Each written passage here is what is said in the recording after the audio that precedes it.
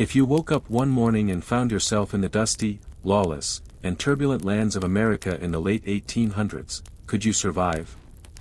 Was it possible to live among cowboys, unarmed, in a town where the sheriff didn't even care about you, during a day kneaded with liquor, gunpowder, and injustice, and in a desert where at night you could only talk to a horse's mane? Today, we are taking you to the Wild West, a place adorned with myths but whose realities were quite harsh.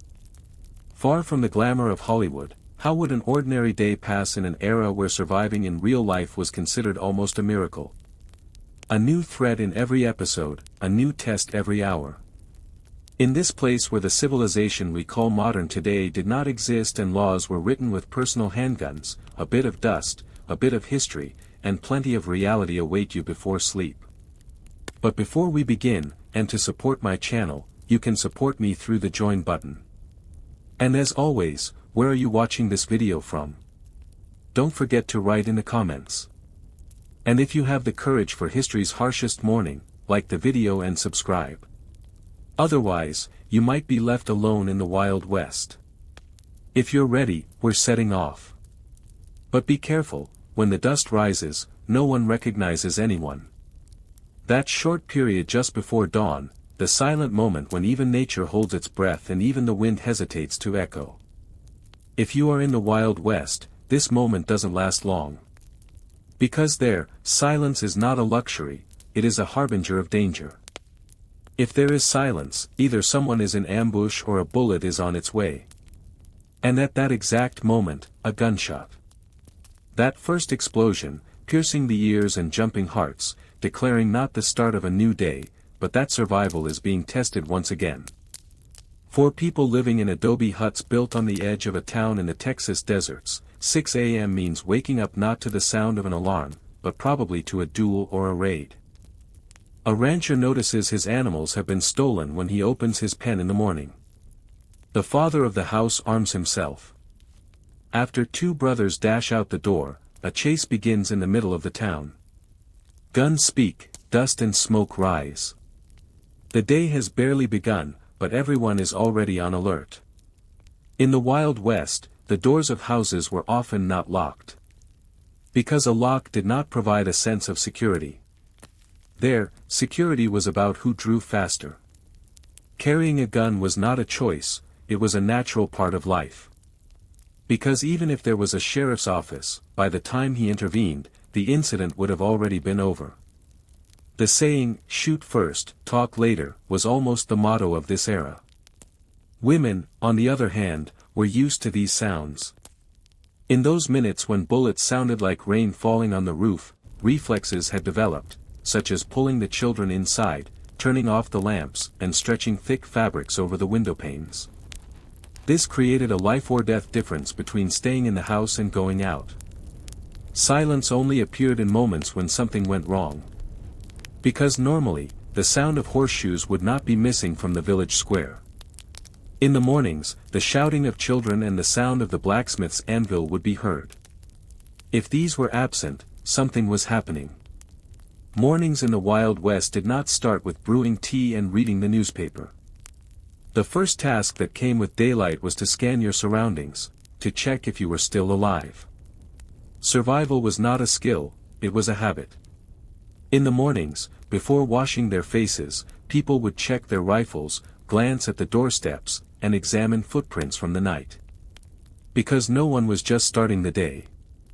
Everyone was passing a test. Will I be able to stay alive today too? Even walking silently among the townspeople was risky. If you accidentally approached someone's horse, reached into the wrong pocket, or if eye contact lasted too long, the bullet would not listen to logic. Everyone had a past. Everyone carried a grudge, a fear, an account. Therefore, even when walking on the street, one had to act like a shadow. Staying still meant living. Speaking meant demanding an account, and accounts were usually settled with bullets. For these people waking up to gunshots, safety was merely an emotion, not a reality. The sheriff's star often served as a decoration. Because he also knew that sometimes the path of justice did not pass through a court but through a gravestone. And that is why the first thing everyone did upon waking up was to strap a gun to their waist and place a hidden knife inside their boots. Cowboys arriving at the saloon with the first light of morning would scan the area instead of rubbing their eyes. Who came, who left, who is angrier than yesterday? These were all details, but they were the details that determined whether or not you would survive that day. Giving the back of their stool to the wall was not a habit but a strategy. Because if someone got behind your back, your grave was near. For some, this struggle for survival had moved beyond a habit and turned into a way of life. Just like nature, just like drought, the sound of a gun in the morning was a part of life. And most interestingly, children growing up amidst these sounds found peace not when they heard birds chirping in the morning, but when they heard gunshots. Because silence was always an indication that something was approaching. And that is how a day began in the Wild West. As the sun slowly rose over the golden yellow mountains, people's eyes were still trying to get used to the darkness. Because in the Wild West, the sun did not just bring light, it also brought a new reckoning, a new escape, a new duel. Starting the day here was part of the art of survival. And every morning, one woke up to an adventure full of fates redrawn, friendships questioned anew, and loyalties tested again. Morning coolness visits the desert of the Wild West for only a few minutes. Shortly after sunrise, the sun begins to vomit all its fury. Grains of sand, which were cool as if they had just woken from sleep, turn into stones from hell within a few hours. But heat is not the only threat coming from nature. There is something else that wakes up with the first light of day in the Wild West: anxiety. For cowboys spending the night in a makeshift campsite set on the edge of a valley, the morning routine is far from a slice of bread or freshly brewed coffee. First, they check their rifles. Are the bullets in place? Is there a problem with the barrel? Then they listen to the environment. Silence is not a good thing here. Silence is the harbinger of an ambush. Because in the Wild West, it is not predatory animals that kill a person, but greedy people. 4 or 5 men gathered around a fire, some haven't taken off their boots, some even left their guns on their belts while sleeping. Because sleeping at night meant having the chance of survival. While rubbing their eyes, the first question is this: who woke up early this morning to hunt us? And you get the answer to that question sometimes from footprints, sometimes from the sound of horseshoes coming from afar. But most of the time, you don't know until the bullet is flying towards you in the air. What they call breakfast is usually a handful of beans, maybe some dried meat, and a few stale pieces of bread dipped in hot water. But even this is an unattainable blessing. Because in the middle of the desert, bullets are carried, not food. Whiskey is stored, not water. And every morning begins by giving thanks not for eating something, but for the fact that nothing happened. The morning of a group that has set up camp days away from the town is different. Lighting a fire attracts attention. Smoke is noticed from afar, and smoke brings 3 things to others' minds: food, a weak target, and easy loot. Therefore, most mornings, a fire is not even lit. A can of beans is opened secretly. It is eaten quickly under the sun before the metal even gets hot. There is neither conversation nor peace, just a quick sharing done without making eye contact. For outlaws, morning is the most fertile time. Tired convoys, sleepy farm workers, or sheriff's deputies just out on morning patrol, all are vulnerable. Because of this, instead of eating breakfast, most people distance themselves from the road, crouch behind rocks, and wait on alert. Maybe nothing will happen, but if it does, being caught unprepared is the worst-case scenario. And women, if you are a woman and you wake up to a morning in the middle of this desert, your fears are different from the others. Predatory men, dark pasts, unexplained disappearances. When you open your eyes in the morning, your only wish is to have woken up still in the same tent and in the same clothes. Despite your body being overwhelmed by the heat, the reason you pull a cover over yourself is not the weather but insecurity. Many immigrants or gold prospectors have to silence not only their stomachs but also their consciences in the mornings. Because they might have killed someone last night, abandoned a woman, or broken an agreement. But the desert is like a blanket that covers the past. The sun rises, and everyone is born again, or at least they hope so. Most mornings, everyone is startled by a horse's neigh. Because this sound announces someone approaching, and someone approaching is either trouble or someone leading to even greater trouble. A man sitting down for breakfast does not take a bite before putting his hand on his pistol. Because the bread you eat might be your last. While you're putting that bite in your mouth, a bullet might come and say goodbye to you. What makes these mornings even harder is thirst. The desert parches the lips even in the first hours of the day. But the water you can carry with you is limited, and sometimes you have to make a choice between your own thirst and your horse's thirst. Because if there is no horse, there is no you. You can't escape, you can't be carried, you can't survive. Every morning is like a ceremony, but this ceremony has neither prayer nor music, only an intention made inwardly. Let me make it out alive today too. The sound of a gunshot is the background music of desert mornings, and hands that hold a gun instead of a fork know well that cold bullets are more painful than hot sand. Then the day rises, the sands begin to burn, shadows shorten, but it is the anxiety within people that grows, not their shadows. Because here, not eating something but the absence of anything happening is considered a luxury. The Wild West is a world of those who wake up looking at the ground, not the sky. Because prayers are said above, but life is always lost below. And that is how a morning in the middle of the desert begins. The story of men whose stomachs are not full but whose hearts are full of anxiety is rewritten every day. Those faster than bullets reach noon, the others become silent witnesses of the morning. As the first lights of the morning fall slowly onto the dust-covered wooden shacks, the door of the old saloon in the center of the town creaks open. The man coming out rubs his eyes and looks as if cursing the sun. What he holds in his hand is not a water canteen, but a whiskey bottle he sips for breakfast. Because in the Wild West, water is always unreliable. But with whiskey, at least you know what it is. Drinking a glass of water in these lands is like risking your life. The river's surface looks innocent, but beneath it is full of bacteria. Wells are limey, some are contaminated with dead animals. Often when looking at water, one sees doubt, not clarity. People are afraid to drink. Those who do either get sick or start shivering with high fever within a few days. Therefore, over time, this saying settles: if you have to drink something, drink liquor. At least it gets you drunk before it kills you. And thus, whiskey eliminates its rivals one by one. Even children drink watered-down beer instead of water. Because the low-alcohol beer of that era was strong enough to kill some of the germs. Using water for cleaning. That is seen as a luxury, or in some places, as a habit so strange it could be considered a sin. A man who washes is looked at with suspicion by those around him.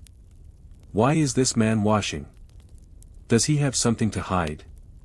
Small bath-like structures located in the center of the town have mostly been abandoned or started to be used for different functions. Because bath culture did not develop here. Most people wash not once a week, but once a month. Some don't even see soap for an entire year. What they rub on their bodies is not soap, but ash or animal fats. Because they found no other way but nature to clean their skin. Soap is seen as a snobbery coming from the cities. Doctors? They are not much different. They do not have a habit of washing their hands. Instead of cleaning wounds with alcohol, they go straight to stitching. Anyway, alcohol is both drunk and sometimes used as an antiseptic. But not always in the right dose. Many patients suffer poisoning instead of treatment. Still, the people accept this.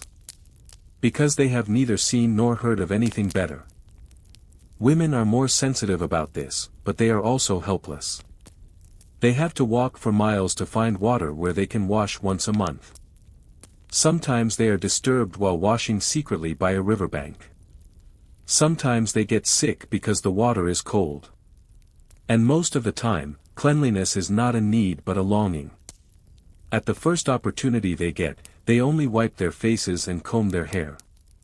Not to be clean, but to feel a little more human. And what about diseases? From typhoid to cholera, from dysentery to tuberculosis, dozens of diseases seep into the human body with the water drunk, and often the best thing to do for someone who falls ill is to pray. Because doctors are few, medicines are limited, and knowledge is hearsay. Illnesses cause not only physical but also social exclusion. No one visits you, no one gives you water. Because the fear of contagion has surpassed mercy. A newcomer to a town usually stops by the saloon first. Because that is the place where information is gathered, friendships are formed, and it feels warmer than home. But if someone asks for water, they either laugh at him or answer with silence. Asking for water is seen as stupidity, and often such a request makes you an outsider to society. Here, cleanliness is not a choice but an impossibility. And for this reason, people accept their sweat, dust, and dirt as a part of their lives. Being dirty does not mean being unreliable. On the contrary, looking clean makes you suspicious. Because someone who does not come out from within the mud is not considered a man here. Dust is the only uniform on the people here. Years later, when urbanization and the understanding of hygiene became widespread, asphalt was poured over these towns, fountains were built, and soaps were distributed. But the wind that still roams those lands carries the scent of mornings once gargled with whiskey. The elderly who lived through those days still feel doubt even when they drink a glass of clean water. Because for years they believed that cleanliness was a myth, and even if some myths come true, they are not easily accepted. While the hot air rose over the dusty roads of the town, the sun was still overhead. A stagecoach rumbled onto the main road. The eyes of the young man getting off scanned the small but gloomy town before him.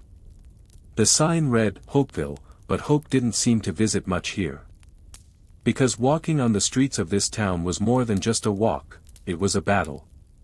It was a world where no one was innocent, where looks sharpened like a knife, and where a different intention waited at every corner. The streets of Hopeville had a silence that weighed on the soul. No one was smiling. Making eye contact meant a threat, not an invitation. Because everyone here had a gun, and every story had a crack in it. A secret lay behind the door of every shop. Someone walking in the town was not just walking, they were also being observed, weighed, and etched into memories. Because these streets memorized intentions, not just footprints. A man reaching inside his jacket while coming out of the saloon at the corner of the town, it was a seemingly innocent move, but the old man on the opposite sidewalk gripped his cane a little tighter. Because here, the rule that, the one who acts first survives, had been in effect for years. Having a gun was not enough. Sleight of hand, composure, and knowing how to lie were necessary. And the youth of the town learned this art at an early age. Even children were on alert while playing in the street. Their hands would be near stones even while playing hide-and-seek among the dried grass. Because a look, a word, or a misunderstanding could turn the game into a nightmare. Boys would start to recognize their father's guns from the age of 8. Girls, on the other hand, learned to stay silent from their mothers.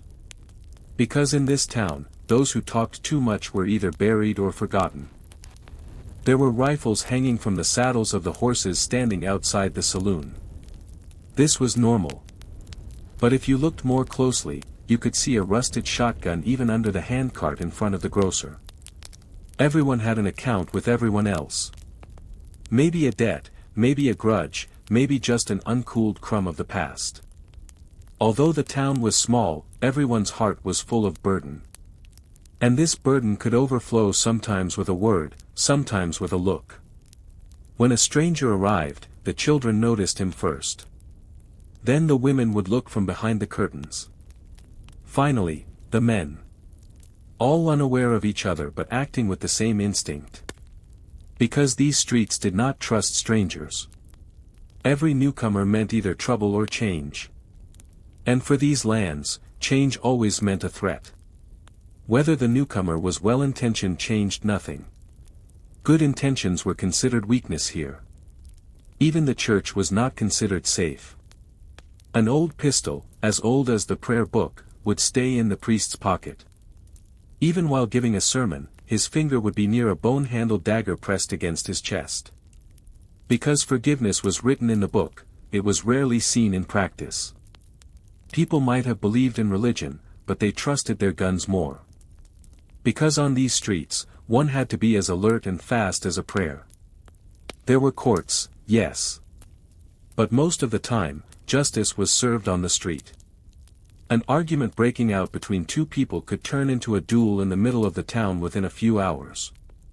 One would collapse, the other would flee or silently enter the saloon. No one would question it. Because everyone here had a story, and everyone's past could be considered guilty. Therefore, no one dared to judge anyone. Beneath the blacksmith shop at the corner, there was a murder committed years ago. But now, only iron was being forged there. The newcomers wouldn't know, but the old-timers remembered. But remembering did not mean speaking. Because these streets had learned to keep secrets. Walls did not tell, the ground did not whisper. Every crime was buried in silence. Over time, it mixed under the dust. And when night fell, the silence increased. But this was not the silence of peace, it was the silence of threats. There could be an eye at every step, a hand in every shadow. People double-locked their doors. They propped tables against windows. Because no one could assume that what was outside was just the wind. A fight starting in one night could leave 3 funerals by morning, and again, no one would have seen anything. That's why walking on these streets is not just a walk. It is a test. You must know how to walk without telling who you are, where you came from, or what you are hiding. Because no one is innocent here. Even those who think they are innocent eventually lose to these streets. They disappear in the dust. Their names become whispers at a bar table.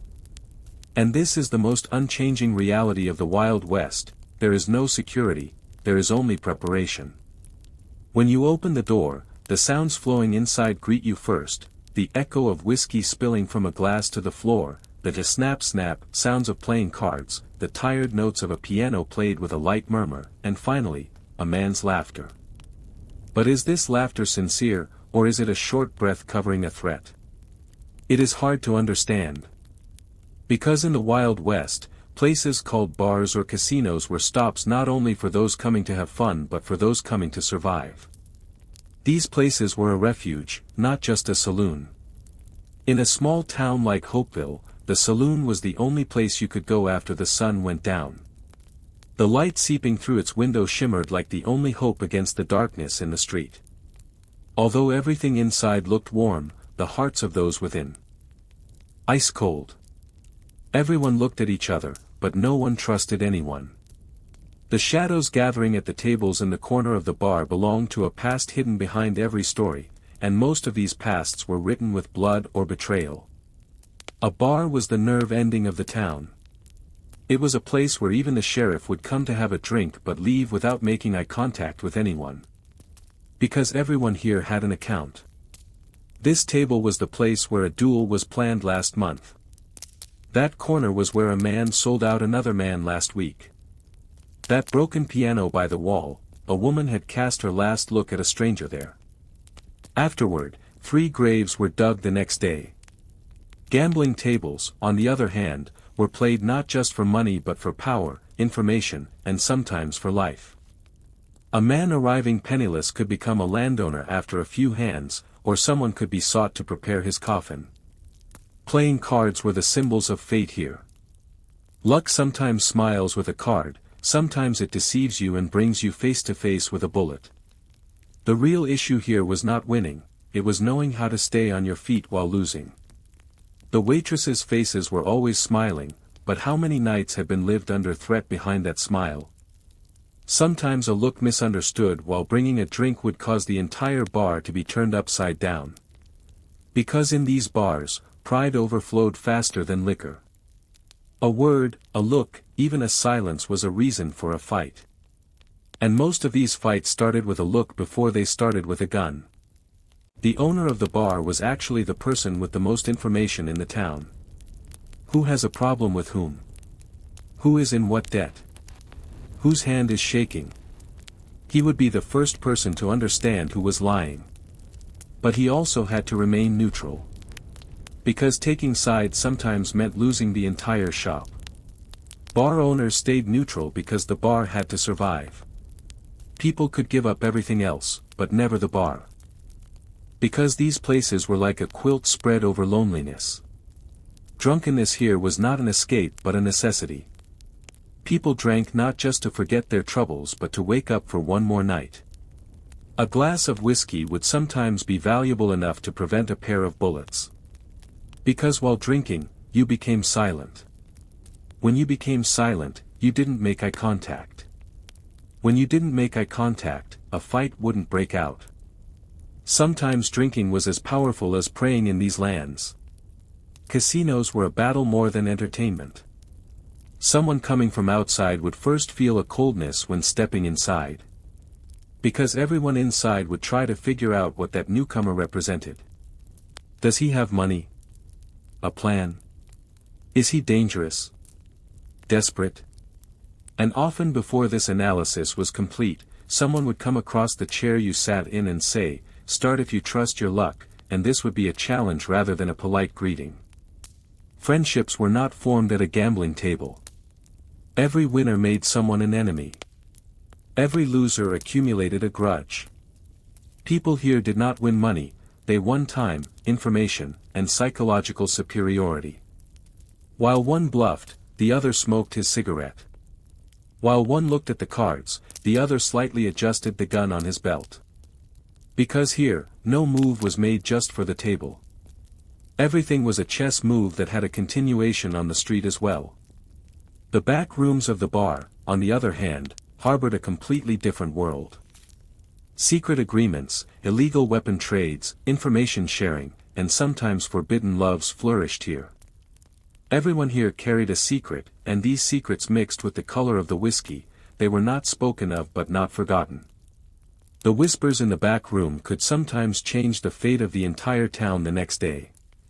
Because here, words were as powerful as bullets. And morning would come. The bar would empty, the casino would disperse. Only a few empty bottles on the tables, a few dropped cards on the floor, and that reddish light still hanging outside would remain. But what happened the night before was not forgotten with the sun. Everyone would put their mask back on and return to the day's work. But knowing that they would come to that bar again in the evening. Because these places were not just about drinks or games, they were a form of existence. They were the social center of survival. Even if a person moved away from being human, they felt they were living a little more here. Imagine a man walking alone in the middle of the desert. In dust and smoke, under the forehead of the sun, with studded boots on his feet, but with the pain of the ground scorching at every step. While a group of armed men passes by him on their horses, no one stops, they don't even make eye contact. Because a man walking in the West is either penniless or looking for trouble. And in both cases, no one wants to mess with him. In the Wild West, a horse was not just an animal owned, it was an identity. If you didn't have an identity, it meant you didn't exist. A horse didn't just take you from point A to point B. It also meant surviving, being respected, and even being taken seriously. A man with a horse meant he belonged somewhere. One without a horse was no different from a dry leaf blown by the wind. The dusty roads outside the town were full of the memories of pebbles and old stagecoach tracks. Those roads were for horses.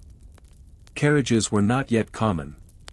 Trains connected only some large cities to each other. But even to go to the train station, you would need a horse. In the Wild West, everything was far away. Your neighbor could be a 2-day journey away. The town was planned according to the market set up once a week, and these plans were for those who had horses. Having a horse was not just a sign of wealth. It was also security, speed, and freedom. When night fell, if you didn't have a horse, you couldn't return to the town. Those caught in the middle of the road would encounter bandits, and someone trying to go somewhere by walking was probably either fleeing or waiting for his punishment. Because an honest person would never set out by walking. At least, that's how it was here. Horses reflected their owner's state of mind. An aggressive man's horse would also be impatient. A calm person would give commands to his horse with a whisper. And this was a kind of recognition in the West. People would look first at your horse, then at you. Because how you used your horse, how you had it carry you, told what kind of a man you were. Someone who treated his horse well was reliable. Someone who mistreated his horse might act quickly with his gun. Horses were at the center of many stories, duels, escapes, and acts of heroism. A man entering the town at speed would wake everyone up with the sound of his horse's hooves. Those who heard that sound would part the curtains. Because this indicated that news had arrived or perhaps trouble was approaching. Those sounds always told something, and sometimes when that sound didn't come, people felt something was missing. Because the West was not used to silence. Journeys were made by horse, but not just to go somewhere, also to escape. For a gang wanting to rob a stagecoach, the most important thing was to have a good horse. Because after the robbery, speed was everything while escaping. The power of horses determined the rhythm of the West. The development of towns, the mapping of roads, and even the expansion of borders were all possible with horses. However, owning a horse was not easy. A good horse was expensive. Feeding it, training it, healing it when it got sick, these required responsibility. Therefore, the thing stolen most often was horses. Horse theft was considered even more dangerous than murder. Stealing someone's horse was like stealing their identity, and this crime often ended at the rope.